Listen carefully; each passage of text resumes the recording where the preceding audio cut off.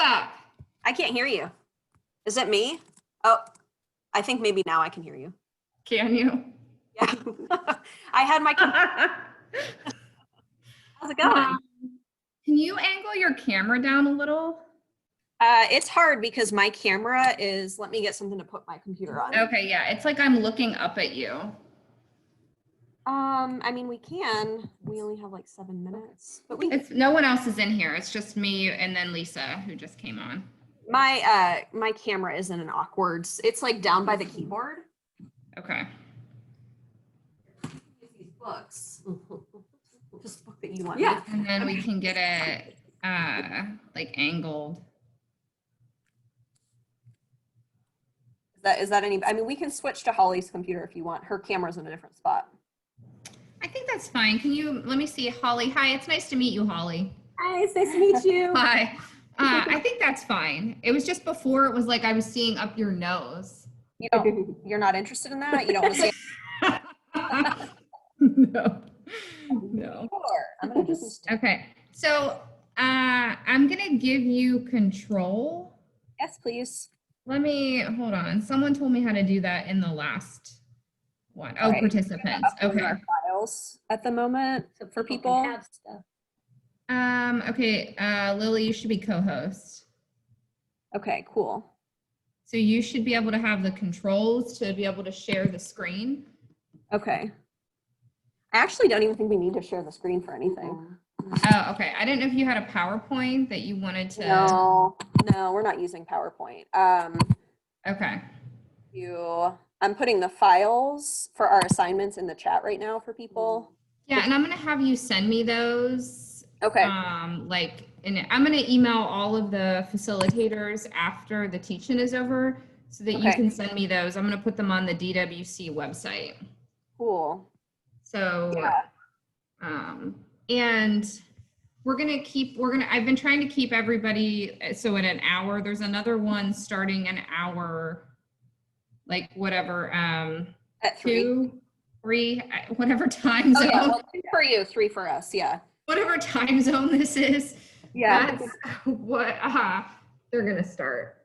That was probably the most challenging part of the teach-in, was getting the time zones. It was trying to figure out what time zone everybody was in. So yeah, we're just then for maybe like 15 minutes. Okay. Is that what most people are doing? Is like 15? It varies. People have been talking for like 15 minutes. Some are talking for like 30 or 40 minutes. Okay, yeah, we're gonna talk for like 15 or 20. Lisa put people in breakout rooms. I was really impressed with her ability to do that. Oh, Lisa's got some Zoom skills.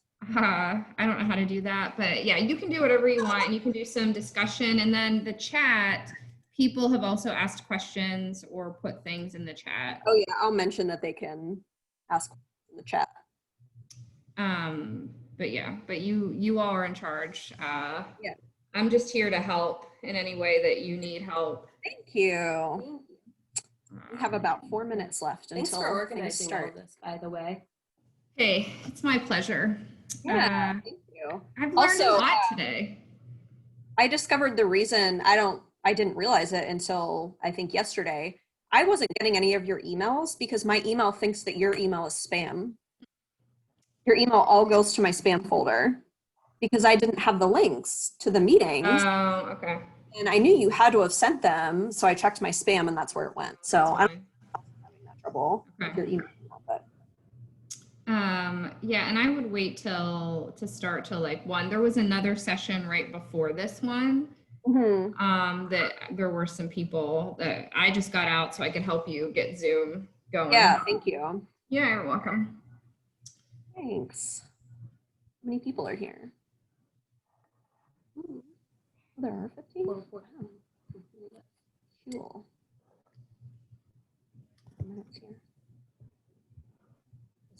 And I'll sit here and drink our coffee together. Is that the mug I got you, Amanda? It is. Yeah. We're using feminist mugs, so Holly's using my Ruth Bader Ginsburg mug, and I'm drinking the Tears of the Patriarchy. So. Too bad they're not real tears of the patriarchy. I know. I wish they were. They would be so delicious. Collecting them. them. I know, right? From our students. Yeah. Did you have your presentation already, Shelley? Yeah, it was at 10 with Miltonette. Miltonette's on here, Miltonette Wave. Here, hi. Yeah, she did the bulk of the presentation. Yeah. It was great. It was great. It was great, Miltonette. But yeah, we did ours this morning and Lisa was first. Yeah. Cool.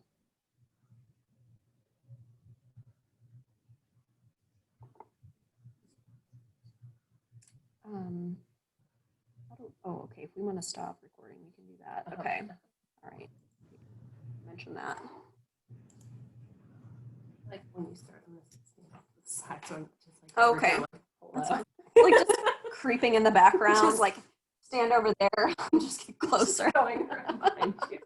Hey, Amanda, are you going to have us look at this week 5 or you're just putting it this week 5 reflection? You're just No, putting those it are in our assignments. People can look at it if they want to. there? Oh, okay. It's really up to you know, Okay, the all right. participants. If they'd like to look at it, they can. Name that when send them to you for the website. It's Okay. just what it was named for my organization on my computer, but Okay. I'll rename it with a more informative title. Yeah, and like I said, I'll email everybody to have you send me all the stuff. Okay. Sounds good.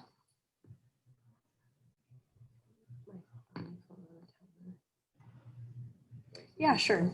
Yeah, and let me know if I'm talking too long. Yeah. Probably. I don't feel more talking.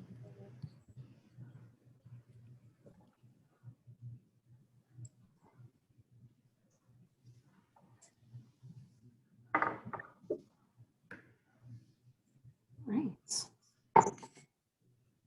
Hi, everybody. Thank you all so much for being here today. Can you hear me okay? Yeah? Awesome. So thank you so much for being here. We are going to be recording this session, if that's okay with everybody. If there's anyone who would prefer that we didn't record the session, please feel free to type in the chat that you'd prefer we didn't record the session, or I think you can also send a private message saying that you would prefer we didn't, and if someone doesn't want us to record it, we can stop the recording.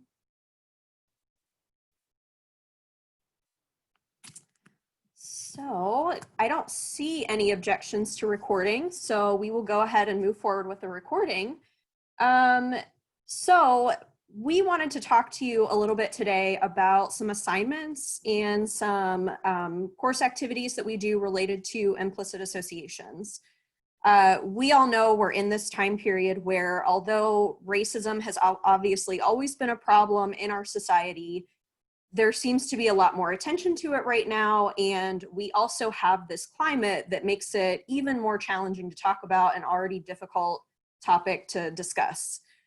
We have a political climate that is very challenging in terms of talking about things like inequality, racism, sexism.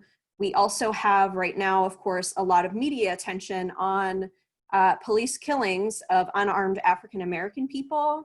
And although these things have been happening forever, we are now starting to see these in the public consciousness more often. And so this creates a space for us to talk about it in the classroom, but also makes those discussions more challenging. Likewise, of course, unless you're living under a rock, you know that we have a global pandemic right now, which means that many of us are not able to be in classrooms. And so it's very important that we have assignments and activities that we can do with our students to talk about really important issues like inequality in person, as well as through mediums such as Zoom, right? So today we're going to discuss some assignments and strategies for discussing and teaching about implicit association and how that is related to things like institutional racism, individual racism, and prejudice. We actually work in a department that is a sociology department, and I say we, you can't actually see my colleague, but she is right here. We work in a department that's a sociology department, and so we're very focused on inequality. And so we all strive in our classes to sort of implement discussion of inequality, awareness of inequality in regards to race, gender, sex, and a variety of other topics throughout the time that our students are in our classes. So we want to start talking about things like inequality and racism early on for our students. And so we'll be talking about that today. I'll be talking about implicit associations, discussing them, learning about them in an introductory course. And my colleague Holly will be talking to you about implementing these discussions in later classes. It's very important to set the foundation for these discussions in introductory level classes. So that will be my focus, is to talk about that. We believe that this can help students become much more comfortable talking about issues that are challenging to talk about, such as racism and implicit association and the relationship between these. And so we try to start early so that they can have deeper discussions of those topics later on. So as I mentioned, the assignment that I have actually provided to you in the chat is an implicit association assignment. I'm sure that most, if not all of you, know about the Implicit Association Test and Project Implicit, which was created by researchers at Harvard. So this particular assignment I use in my Introduction to Sociology course to introduce students to what implicit associations are. In addition, it's important to note that before we talk about implicit associations, because we focus on them specifically in relation to race, we talk extensively about the social construction of race and the consequences of the social construction of race before we get to talk about implicit associations. So before this assignment is done, we foreground it with that conversation, and then we also, I spend class time, or in the case of an online class, I ask students to read about the Implicit Association Test before they take it. I want them to understand that the Implicit Association Test measures links between concepts in the brain rather than outright examining what your behavior might say. I want them to have a sense of, how does this test work? Is this test valid? Is it reliable? And so it's very important, I think, in my experience of doing this assignment, to make sure that they read a little bit about the test. And we all know how easy it is to get your students to read stuff, right? So make sure that you have them read about the test so that they don't outright reject the assignment that you're about to have them do.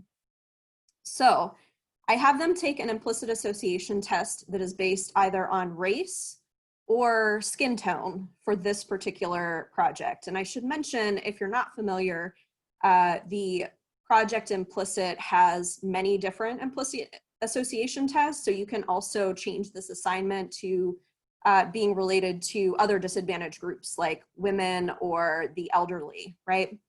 So the purpose of this assignment, or our overarching goal, is to start to build a foundation for students to understand the connection between, first of all, to recognize their own implicit associations, but also to recognize how implicit associations can underlie things like institutional racism and perhaps individual prejudices and beliefs. So it's to start to build that self-awareness, start to get that critical thinking about implicit associations before they go on to later classes where they'll be asked to consider these in a lot more depth.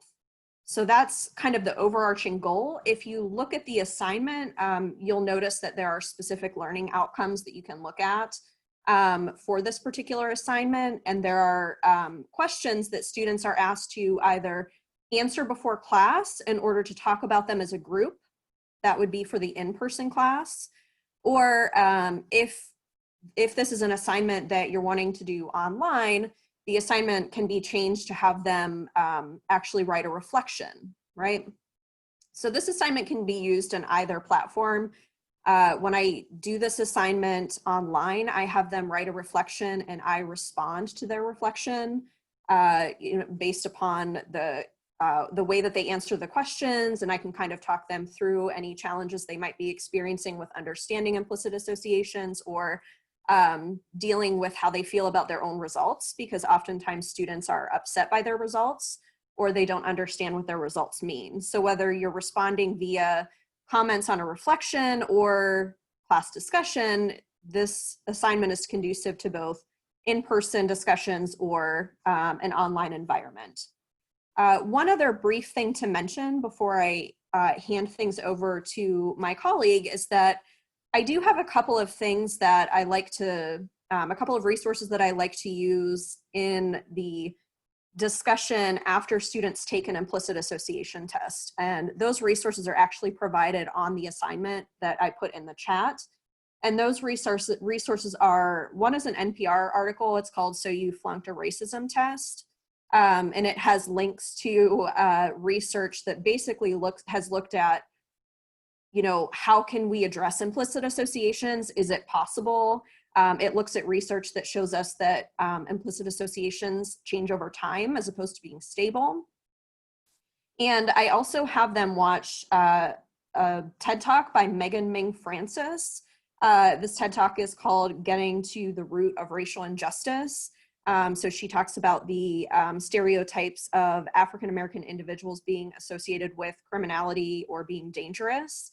And so she talks about how those implicit associations can underlie, you know, behavior that we might see, whether it is intentional or not. So those resources are also available on the assignment. So my colleague is actually going to talk about how, after you have a foundation or your students have a foundation for talking about implicit associations, you can expand upon that conversation in later courses. So I'm going to go ahead and hand things over to my colleague, Holly Ningard. Hello, thank you. Thank you, Amanda. Thank you, everybody, for being here today. It's great to digitally meet everyone. So as Amanda had talked about, building on the foundations that we put in intro is so important for just a number of concepts. And given that 2020 is just the year that keeps on giving, it was also the year that I taught Police and Society online in a shortened course in the summer. So I've taught Police and Society here pretty much every year that I've been here, but this was a particular one that I was just a little bit nervous about heading in, because online teaching about policing with George Floyd as a backdrop was just something that I was excited to have conversations, but it was a little nerve-wracking because online courses sometimes don't have the benefit of that face-to-face discussion, that organic nature. So I'm going to focus on just generally speaking how I teach about implicit associations and where I put that in my course. But then I'll have a reference to an example that happened over the summer as well. So the week that we use this on, I always try to like shape my courses, as we all do, to like tell a story about a particular thing. So this particular summer, I was like, well, how did we get here, right? How did we get to Portland? How did we get to where we are, where we're seeing police in the streets looking very militarized, interacting with protesters the way that they were doing? And so we, read a number of different materials on the history of the militarization of police. And then after we read about that history, we kind of flip over to some basic elements. So the week that I put implicit association testing in is on our week between police and community relations. So implicit associations, things that police believe about citizens, can have a really big impact on how they interact with community members, which in turn shapes community perceptions of police officers. So it's a really nice section of the course that I throw this in at. And we read the work of Lois James, who writes a lot about implicit associations and biases in police officers. And the article that they read, which I can send out to you all, actually does a it's not longitudinal, it's over about 7 days, but it's a long-term test of implicit racial bias in police officers. And so one of the things that James does really well is she summarizes the literature on all of the different studies on biases that officers have, and then kind of discusses how we need to look at what this looks like over time, not just at a one-time snapshot. So I really enjoy how she summarizes that for students. And she actually uses, when she's conducting her study, she uses the Harvard University Project Implicit Tests on officers. So she uses the Weapons Association Test in the article that we read in particular. And she finds a couple key things. So the first and foremost is that most officers that participate in the study have an association of Black Americans with weapons. So she stresses that the need to have this type of training is really very important because it is such a pervasive attitude in police officers. But one of the other important findings that I like, and the reason I include this particular article, is that this can be changed. So things as simple as reducing an officer's stress by getting adequate sleep, not working too many overtime shifts, not working too many really long shifts. That will reduce implicit associations, and also things like implicit association training can reduce that in officers. So the fact that it's not stable over time, that it's something malleable, really backs up what Amanda was talking about, that she tries to teach students, which is that while implicit associations are something we all have, they're not these concrete determinants of action, and rather the determinants of action can really change. And I think that that's especially important because sometimes students come into it thinking that if you're going to talk about racial bias that police officers have, you're calling every police officer an individual racist, right? Or you're explicitly saying that they're racist. And we do for sure have explicitly racist police officers on our forces. That is something that exists. But I think harder for students to grasp and a little bit more important is how we can have systemic racist outcomes, or how we can have, systemic disparities by race when officers are not, explicitly racist, right? So how can you have all those good cops, all those good apples, but still have a racist system, right? And having this foundation is so important. I think when they come in with an understanding of what implicit association is, they're already a little bit comfortable with the topic. It's kind of like the concept of privilege, I would say. So like people hear privilege and they recoil and they're just like, me, privileged? No, I work really hard and I have all these advantages. Like, I'm not privileged. It's the same way. And so when you start getting them used to the language and what the concepts actually mean, as opposed to like maybe what we just immediately associate them with, you can have much more productive conversations. So I uploaded here, and then I will also send out a copy of my week 5 reflection. I can title that something a little bit more helpful, but in an online class, when we don't get the benefit of face-to-face communication, I have students write weekly reflections that ask them to think about and synthesize the material that they're reading. So I sent you the copy of the reflection that I give them. And I find that when I read them, the students who are able to define implicit association, who kind of come in with an understanding that everybody has these, policing's not the only institution this happens in, they have much more, their answers are a little bit more thoughtful, and they're able to get a little deeper into what the true impact of implicit association is on officers. So I had one student who wrote a pretty hostile response over the summer to the material. And he basically said that, it was this unconscious attitude, but then he proceeded to give examples of like explicitly biased behavior. So there was a disconnect in terms of how he was defining what implicit bias was and what the actions that he thought I was looking for were. Whereas I found that students who had an understanding of what implicit association is were more likely to have productive conversations about how this could impact police work.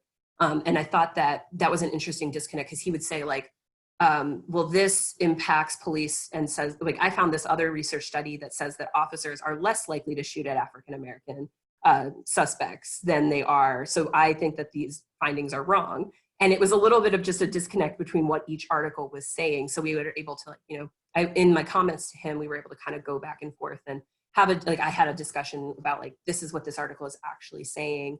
And the article that he cited was not actually at odds with the article that we read. But in general, the point being is not the specific example. The point is that if you come in with an understanding of what this is, you're much more prepared to tackle these debates. So in a face-to-face class, when we read this, I ask similar questions to what are in the reflections in class, and we have a discussion. They always start out by defining it, by having the students define it themselves, then ask how it might impact, and then ask what the significance of these biases being not so stable over time are. So I always try to go through that. And so I'm happy to answer any questions about how this is implemented, but I think that teaching in this particular moment and making the point that there's something systemically I don't want to say wrong, but there's something systemically that is keeping us from having racial equality is so important. And implicit associations are a really great way to move the conversation away from the bad apples discussion and into more of what can we do to fix the system? What can we do to address the root cause of the system? So I really thank everybody for your attention. I'll bring Amanda back over into the frame and we can open it up for discussion. Feel free to ask any questions or put questions in the chat if you like, whether those are questions about what we talked about or about our assignments, if you had the opportunity to open those. I have a question. and you might not know the answer to it. So in looking at the assignments, one of the questions I had is, if you have non-traditional students, how does this go over? Because I think about like the people who were older who would come back, maybe would have, and this is me maybe being totally biased, maybe would have less of an open mind, or maybe more. I don't know if you've encountered the non-traditional students' reaction to this. Yeah, it is a good question. I've had a few. We don't have too many non-traditional students here. It's a pretty traditional campus, but I've had a few who are just a little bit older. So I had a guy in class in the spring, and he, I think, had gone to the military before coming to school. So he was like 28, so non-traditional, but not like super non-traditional. And we were talking about this in class one day, and we were talking about implicit associations and about the social construction of race. And he made the comment that we're all the human race, right? Like that comment that you hear sometimes that, you know, oh, there's just one race, it's the human race. And I don't think he had bad intentions at all, but the whole class, it was like just a huge audible eye roll / sigh from the rest of the class. So I addressed it in class, and I explained why that's problematic, right? To say that we're all the human race because we all have these different experiences. As a white person, I don't know what it's like to be judged based on my race.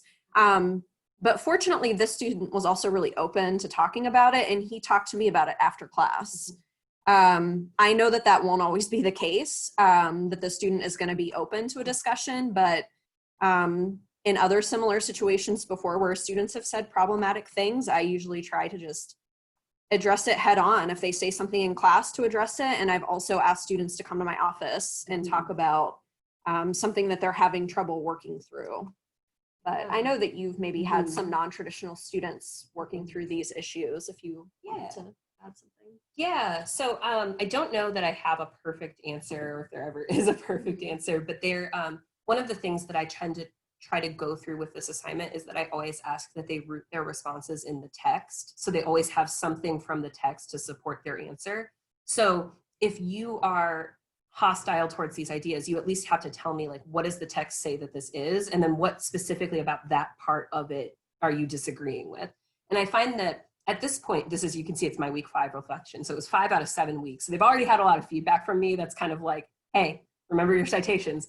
Remember to read the text, remember to do that. So by the time they get here, they're pretty good about anchoring their opinions in that. And I find that any resistance that they have, at least if they're drawing from the text, it makes them a little bit more, it makes their critiques a little bit more substantial than just saying, I don't like this finding. But I do have on the eCampus side of things, when I taught this course online, I have a couple older students, and one of whom was actually, he was a deputy sheriff who was taking the class. And he came to a lot of my office hours to sort of discuss his thoughts and work through them. And this was an interesting week for him because he would say to me, when I'm taught about implicit bias, we're taught that that's how you stay alive. And this study and reading this literature, he was like, that's a new way to look at things. Because he's like, I'm now thinking about, he actually wrote in his reflection, he's like, I'm now thinking about all the people that I suspected were drug users that didn't have anything on them that I stopped, and what that lasting impact on them was. And so it was actually like a really kind of cool moment for me, because the first day that he showed up in the class, I was just like, oh no, all right, he's older, he's older than me, he's had a lot of experience in law enforcement.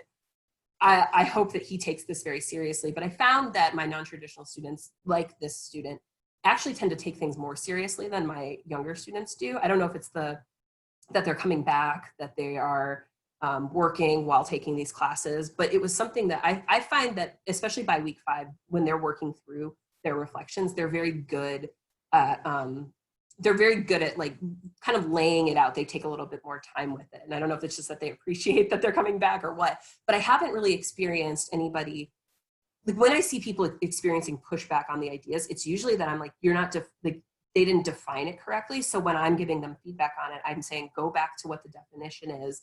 And then let's really ask, what are you concerned about? And in discussions in class, it works itself out really great, because I think that there are other students that tend to hop in right away, especially when they've had the strong foundation from their intro classes. they tend to jump in and say, well, but aren't we talking about this? That seems a little different. And I kind of let them do the work there. But through the writing, I find that, again, just, I'm repeating myself at this point, but I find just having them bring up what they're upset about with citations is the way to go for minimizing that. Yeah, and I do think, I think, so Megan Perry had a great comment in the chat saying that pushback from students usually comes from students with family who are police officers. And I did find that when I teach police and society, the students that will push back are students who know law enforcement or who are very, very pro law enforcement. But I was really pleasantly surprised with how these assignments worked out over the course of the summer. I had that student that I mentioned that had that had the hostile response to it. He was really the only one in a class of about 35 or 40 students.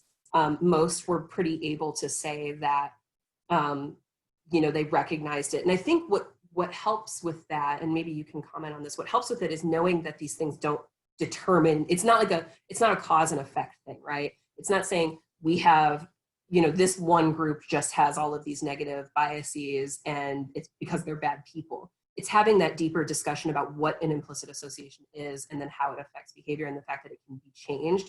I think when they think about that, then it's more productive for them because they can think through, oh, so now I know something that can make it better if this thing exists. Like I can name it and then I can come up with a solution. I don't know if that is something you've experienced. Yeah, I think one other thing I would mention too is that when I talk about implicit associations at the intro level, I really emphasize that everybody has implicit biases. Everybody. It doesn't matter who you are. You have some kind of implicit bias. And so I think that helps them feel a little bit more comfortable that they're not a bad person, because a lot of students think they're a bad person, right? They don't want to have this association in their brain and they didn't know it was there and they say, well, my behavior doesn't reflect this. So I have found it helpful to give them an example, and I tell them about the first implicit association test that I took, which was the one that is looking at, I believe, women in traditional female roles. And the first time I took an implicit association test, I took that one because I thought, there's no way that I'm going to associate women with traditional female roles. I'm an unmarried woman with no children.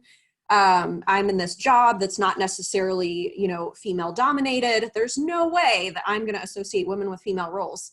I do.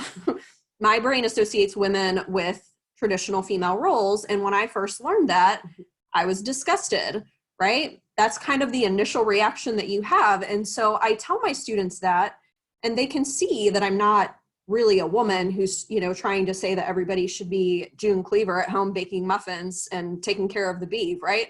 So they can see that, and they, I think, can relate to that and see, well, that's not determining this person's behavior, so it doesn't necessarily determine my behavior. So I think it helps them to kind of understand that just because these implicit associations exist and it's important to recognize them, doesn't mean that it has to determine your behavior, and then they can be more open to trying to understand their own implicit associations. So I've found that helps a little bit.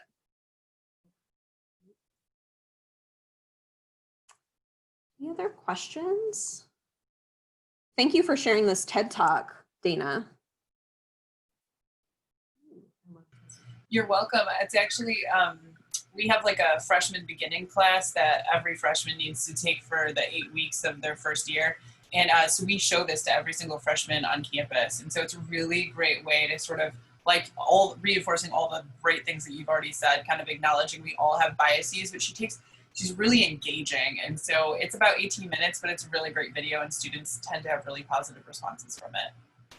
Great, thank you. I really love resources like that Yeah. like kind of actually flip the script on like what a term actually means, right? Because like I was saying about like privilege or, about bias, like I think especially when we have a media culture that is really centering a lot of these issues, but people tend to lock themselves in an echo chamber of their own beliefs, right? So they come in with like some assumptions about what these terms mean. And I think that if we can redirect the definitions that they have with this language, I always tell my students, I'm like, this is actually really good language for talking about human behavior. We just have to get what it actually means, right? We have to get to the root of it.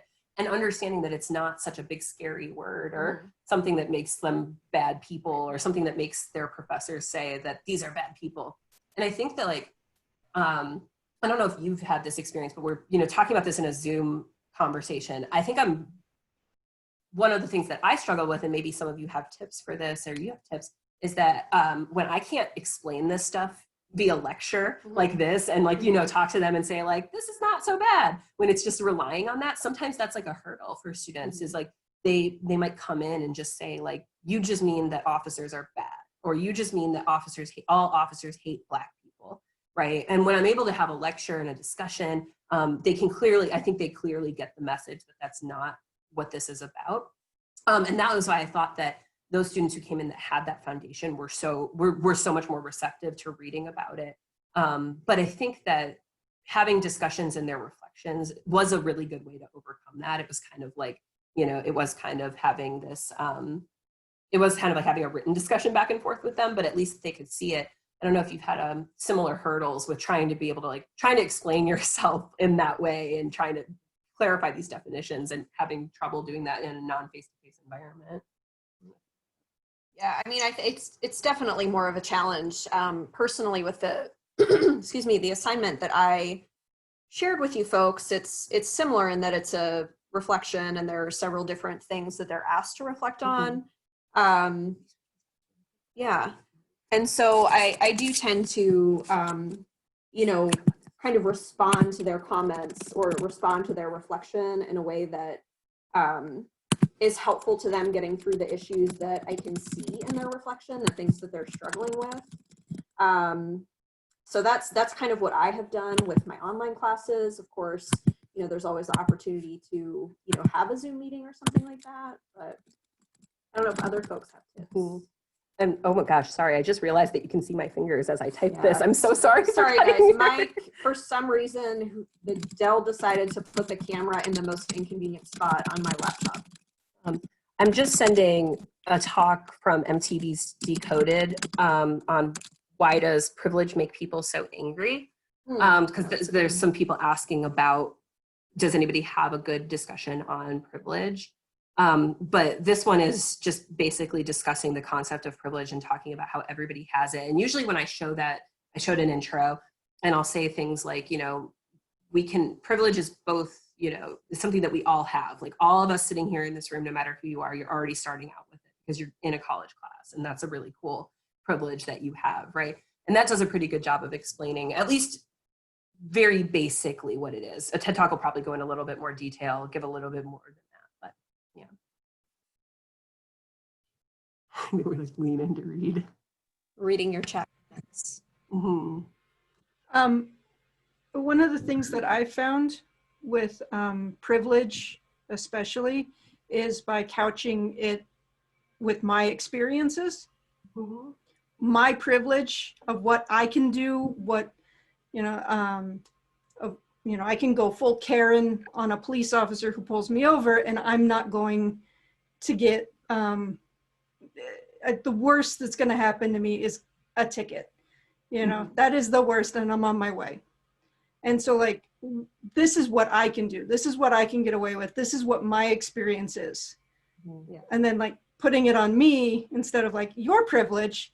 They're so much better at talking about my privilege. What can I get away with as a middle-aged white woman? And then we'll compare my experience to somebody else, like not in this class. Like, can somebody, what would somebody who doesn't look like me, what would that be like? And when they're comparing it against me, they seem much more comfortable. So I'll take that sort of hit, like, look at me, like, let's, if this is going to help with that conversation. And I've gotten a lot of really good feedback. Also, for some reason, they really enjoy it when I say going full Karen. So just putting that out there. If anyone needs a good reaction in the middle of class, but I have no better way of like really capturing that moment. And they know exactly what it means too, so. So someone in the chat asked the question, what will we find on the site so you flunked a racism test? So that is a link to an article. It's an NPR article. And it basically talks about, now that you've taken this implicit association test, and for most people find out that they have a preference for white people. That's what the majority of people find out. And so because that you know, people don't necessarily know what to do with that. So this article, I kind of use it as a supplement, but we also talk about it when we have our discussion.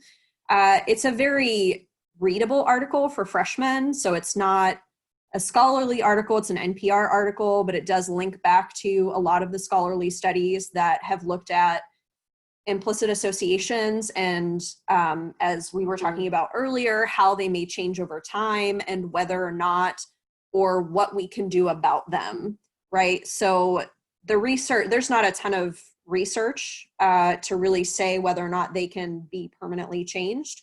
But one of the things that tells us is that, you know, the article talks about if you're aware of your implicit associations, then you can do certain things to essentially try not to allow them to affect your behavior. So if you're a person who is in a position to hire people, you know, maybe, I don't know, you could have some kind of blind review of CVs or something like that, right? So just things that you can put into place to try to make it so that your implicit associations don't impact your behaviors.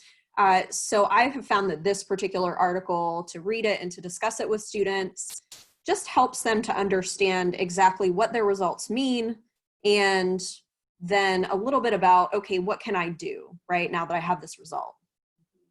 Great question. Thank you.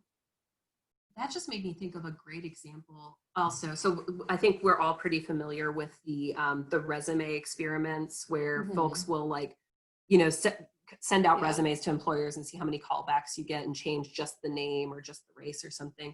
An interesting discussion that I had in a class when I was talking about that was that I read an article about an HR person. I'll have to track it down because I'm not going to remember it off the top of my head here. But an HR person that wanted to make a policy change at their company to remove names from resumes during the hiring process specifically for that reason.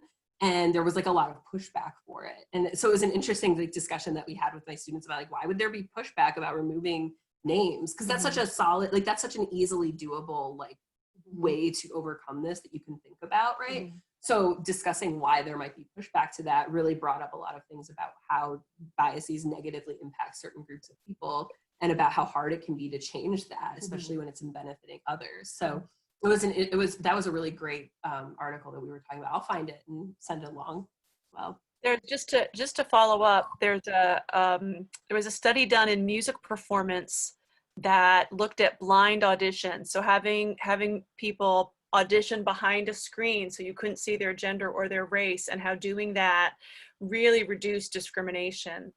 Because there's so much of that is implicit. I mean, some is explicit, right? But so much is just implicit bias.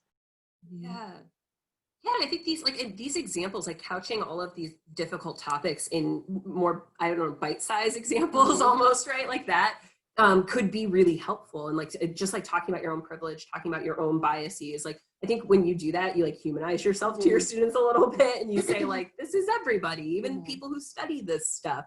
And just treating, I think the big thing about repeating it throughout an academic career from freshman all the way through, I think part of what it is just normalizing that these are just behavioral phenomenons, right? Like, I mean, yes, they have really awful outcomes.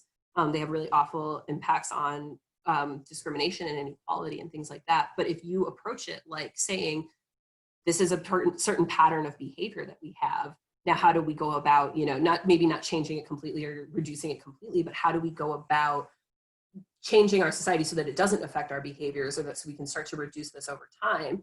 I think that all of that normalizing process of this language really helps reduce hostility and increase willingness to have difficult conversations. If students can feel, I don't know if you guys all, if any of you like experiences this, but students are always like, well, I want to look at the research and I want to look at the data, and they always want to have that objective tie to something. So the more that you can do that, the more that they see it less as just propagandizing or something, you know, like they'll say, you know, if you can back it up with those things or those concrete examples, they're a little bit more likely to talk to you about it. And for whatever, I mean, that might be problematic, but it does help these conversations. I want to say so Amanda had told me about this assignment like a few years ago, and I used it in victimology. So how people respond to victims, it's the same sort of thing with bias. So looking at, I put the link in the chat, looking at how people feel about like disabled, transgender, you know, weight, those sorts of things, you know, that we wouldn't, I mean, race is a big one, but there are other things for treating folks. And I found for victimology, that was really interesting.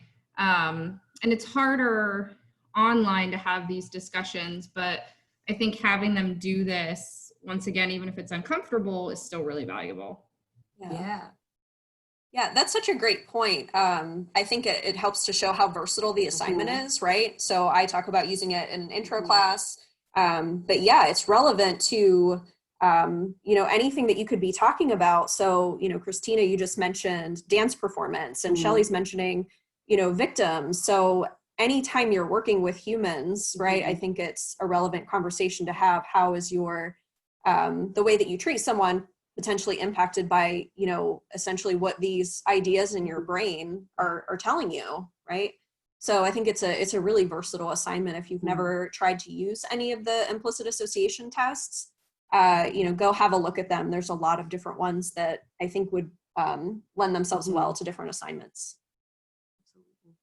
And also phenomenal for just teaching about like how the systemic nature of these feelings, right? I mean, that's part of the hard part about teaching in sociology and criminology is like distinguishing individual from systemic, and these just help contribute to that holistic view of what a problem might be. Yeah.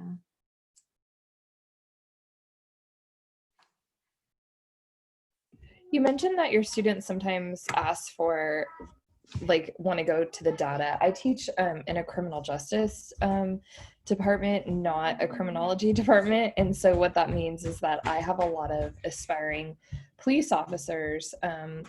And I have found that when I talk about kind of bias or police shootings, which actually my students now really want to know about, I get a lot of pushback that's like, well, how come no one's talking about the, you know, black on white shooting? And I was just wondering, you know, if you have some good techniques for countering that argument, or also just a database that you go to repeatedly that we can go back to so that it's actually not an argument about my opinion versus theirs.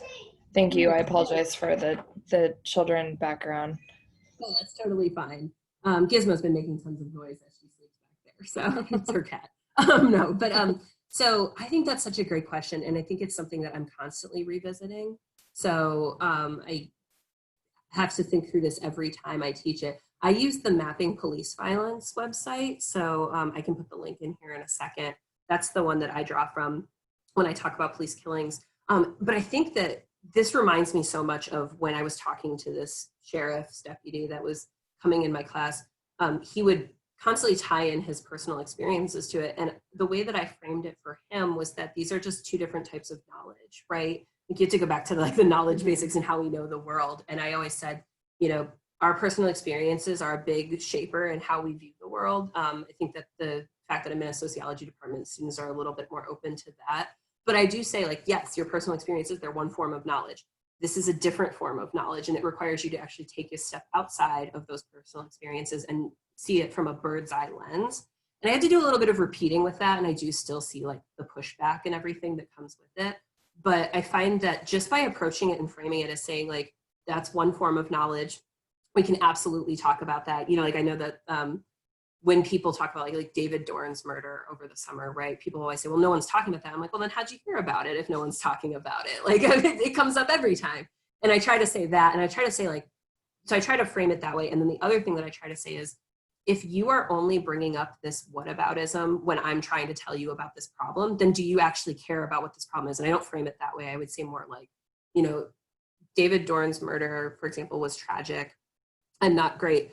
But if you only bring up David Dorn when somebody is trying to express their pain at police killings, particularly Black Americans, then it's just a silencing technique. It's not actually having that full discussion.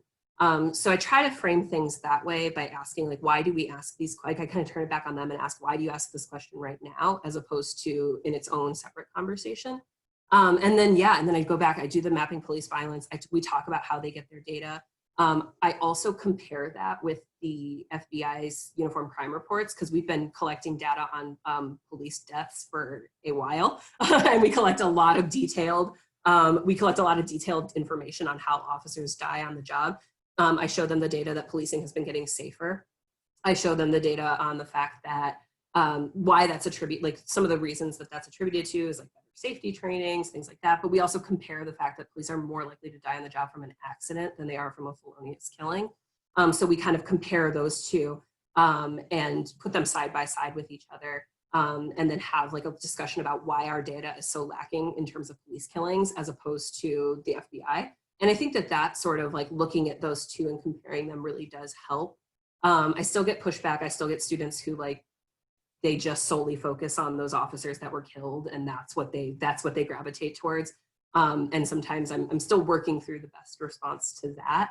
But that's just what I try to tend to do, is I try to address it as a question of framing and what type of knowledge we're talking about. And I'm like, listen, this doesn't have to be the type of knowledge that you love and accept and take as gospel, but you do have to know it, you know, because it's what we do as a field. So that's the way. I hope that answers your question.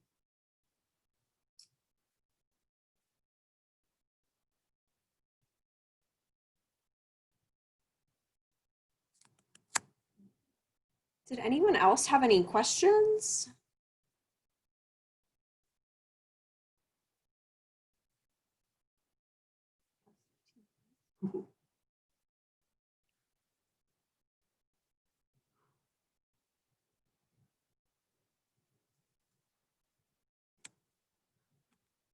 Oh, thank you. Thank you.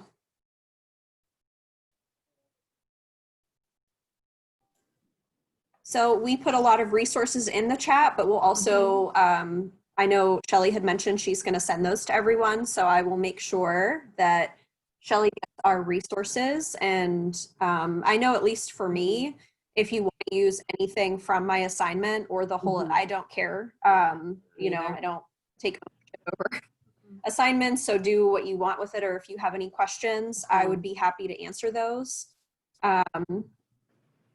Thank you so much for all of your great discussion and for being here to talk to us today and for sharing resources as well. Thanks, ladies. Thank you so much. Thank you.